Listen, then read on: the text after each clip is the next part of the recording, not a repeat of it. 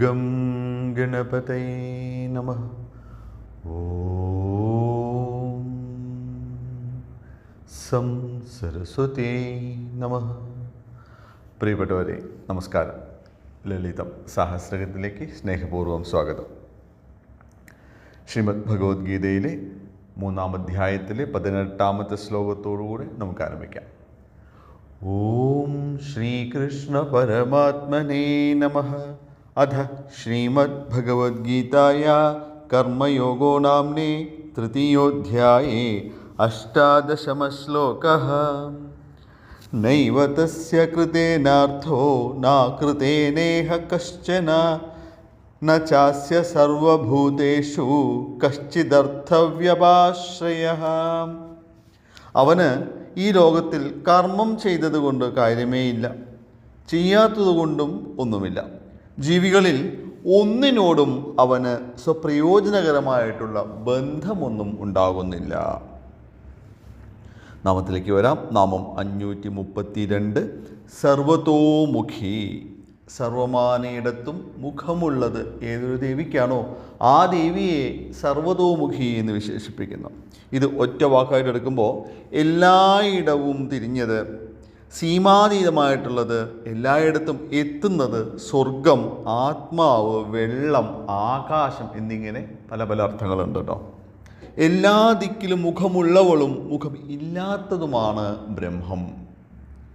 ആത്മാവും ആകാശവും ജലവും ഒക്കെ നമ്മൾ നിർവഹിച്ചിരുന്നു അല്ലേ?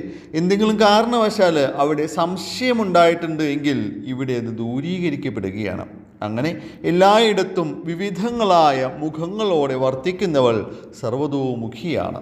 പ്രപഞ്ചത്തിൻ്റെ സർവമുഖങ്ങളും ദേവിയുടെ അംശങ്ങൾ തന്നെയാണ് എന്നത് വീണ്ടും വീണ്ടും ഉറപ്പിക്കുകയാണ്. അത് വ്യത്യസ്തമോ നാനാതുറയിലുള്ളവയോ സർവത്തിലും എത്തുന്നതോ അങ്ങനെ എങ്ങനെ വേണമെങ്കിലും ആയിരിക്കാം. പക്ഷേ എല്ലാം ശക്തിയംശങ്ങളായിട്ട് ഗണിക്കണം. ശ്രീദേവി മഹാത്മ്യത്തിലൊരു ശ്ലോകമുണ്ട്. സർവദ പാണിചരണേ സർവതോക്ഷിശിരോ മുഖേ സർവദ ശ്രവണഘ്രാണേ നാരായണി നമോസ്തുതേ. ഓരോ ദിക്കിലും കൈകാലുകളുള്ളവളെ, ഓരോ ദിക്കിലും മിഴികളും ശിരസ്സുകളും മുഖങ്ങളുമുള്ളവളെ, എല്ലായിടത്തും കേൾവിശക്തിയും ഘ്രാണശക്തിയുമായിട്ട് എത്തുന്നവളെ, അല്ലയോ നാരായണി, അങ്ങേക്കായിക്കൊണ്ട് എൻ്റെ നമസ്കാരം.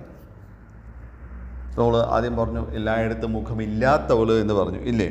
വിശ്വപ്രപഞ്ചം തന്നെ ബ്രഹ്മത്തിൻ്റെ ശരീരമാണ്. അങ്ങനെയുള്ള ശരീരത്തിന് എല്ലായിടത്തും സ്ഥൂല രൂപത്തിൽ മുഖമുണ്ടാവേണ്ട കാര്യമേ ഇല്ല. മറിച്ച് ശ്രദ്ധയാണ് മുഖമായിട്ട് വരേണ്ടത്. തൻ്റെ ഓരോ അണുവിനെയും ശ്രദ്ധാപൂർവം വീക്ഷിച്ചുകൊണ്ടിരിക്കുകയാണ് നമ്മുടെ ദേവി. നമ്മുടെ പല പല ഉപനിഷത്തുക്കളിലും ഇതൊക്കെ തന്നെയാണ് പറയുന്നതും. നൃസിംഹ പൂർവതാപിൻ എന്ന് പറഞ്ഞൊരു ഉപനിഷത്തുണ്ട്. ആ ഉപനിഷത്തിലൊരു കാരികയുടെ അർത്ഥം ഇങ്ങനെയാണ്. എന്നാണോ, എന്തുകൊണ്ടാണ് അദ്ദേഹം സർവതോമുഖനായി എന്ന് പറയപ്പെടുന്നതെന്ന് ചിന്തിച്ചിട്ടുണ്ടോ?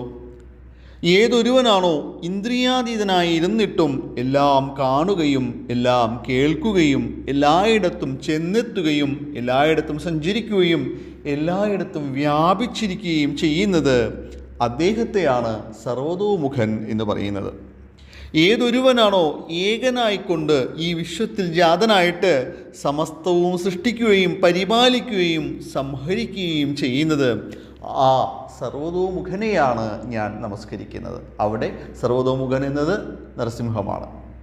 അന്നേരം ദൈവം എന്നൊരു ആരാധനാ മാധ്യമത്തെ എടുക്കുമ്പോൾ അവനവൻ കരുതുന്ന ഏതൊന്നും അവന് ദൈവമാണ്, സർവതോമുഖനാണ്.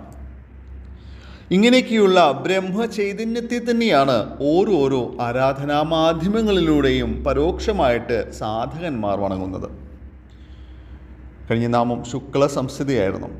അങ്ങനെ നോക്കുമ്പോൾ ശുക്ല സംസ്ഥിതയായിട്ടുള്ള ശക്തി സീമാതീതയാണ് എന്നൊരർത്ഥമാണ് കാണേണ്ടത്. എങ്ങനെയാണത് സീമാതീതമാകുന്നത്? ബീജം ഒരു ശരീരമാകുവാൻ എന്തെല്ലാം കടമ്പകളാണ് കിടക്കുന്നത് അല്ലേ? ശേഷം മറ്റൊരു പിറവിയിലൂടെയാണ് അത് ശരീരവും ആത്മാവുമായിട്ട് പങ്കുവയ്ക്കപ്പെടുന്നത്. മൊത്തമാണ് നമ്മുടെ ദേവീംശം. ആ ധാതുവിലൂടെ നോക്കുമ്പോൾ സകലമാന വികാര വിചാര വിജ്ഞാന അന്നങ്ങളുടെ ആകത്തുകയാണ് പുരുഷ ശരീരത്തിൻ്റെ ശുക്ലം എന്ന് പറയാം. അതിസൂക്ഷ്മ സത്ത്. ആ ശക്തി പ്രദാനം ചെയ്യുന്നത് മൂലം അത് സർവതോമുഖിയാണ്. ഇനി നമുക്ക് അക്ഷരത്തിലൂടെ നോക്കാം. നമ്മുടെ ദേവി അക്ഷരരൂപിണിയാണ് അല്ലേ. അക്ഷരങ്ങൾ ഉപയോഗിച്ച് നാം രൂപപ്പെടുത്തുന്ന ശബ്ദങ്ങളെല്ലാം ദേവ്യംശങ്ങളാണ്. വൈഖരി രൂപ എന്ന നാമത്തെ കൂടെ ഓർക്കണം. അങ്ങനെ ഓരോ അക്ഷരവർഗത്താലും ഉച്ചരിക്കപ്പെടുന്ന ശബ്ദമായവൾ എന്നാണ് ഈ വ്യാഖ്യാനം. വാക്കുകളെ ശ്രദ്ധയോടെ വിനിയോഗിക്കണം എന്ന് വീണ്ടും വീണ്ടും നമ്മെ ഓർമ്മപ്പെടുത്തുന്നുകൂടെയുണ്ട്. ഇതൊക്കെ നമ്മുടെ ഭക്തിയോട് നോക്കുമ്പോഴോ എല്ലാത്തിനും അദ്വയാണ് നമ്മുടെ ദേവി. അങ്ങനെയുള്ള ദേവി സകലമാനയിടത്തും തന്നെ കണ്ണെത്തിക്കുന്നവളാണ്.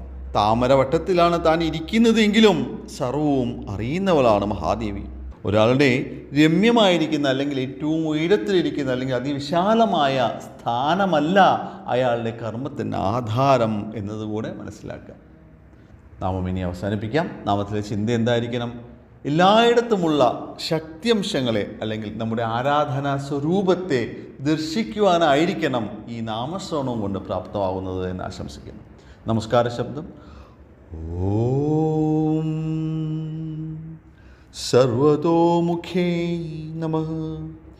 നന്ദി, നമസ്കാരം. സർവം ജഗദംബാർപ്പണമസ്തു. അന്യഥാ ശരണം നാസ്തി ത്വമേവ ശരണം മമ. തസ്മാത് കാരുണ്യഭാവേന രക്ഷ രക്ഷ മഹേശ്വരി. ഓ